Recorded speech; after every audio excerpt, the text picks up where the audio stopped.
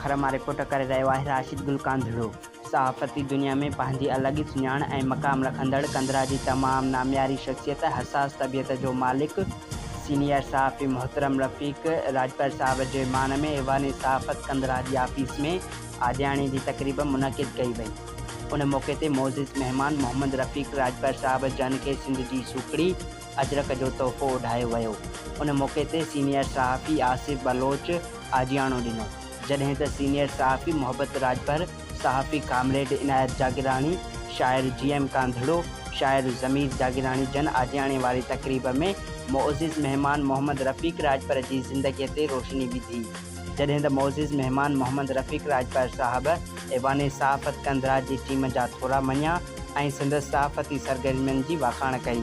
उन मौक़े ते ऐवान सहाफ़त कंदरा जो सरपरस्त आला ऐं सीनियर सहाफ़ी मोहब्बत राजपर, सीनियर सहाफ़ी आसिफ़ बलोच, सहाफ़ी कामरेड इनायत जागीरानी, शाइर ज़मीर जागीरानी, शाइर GM कांधड़ो, मौलवी मोहम्मद मिठल कटबर ऐं ॿिया आजियाणे वारे प्रोग्राम में शामिल हुआ।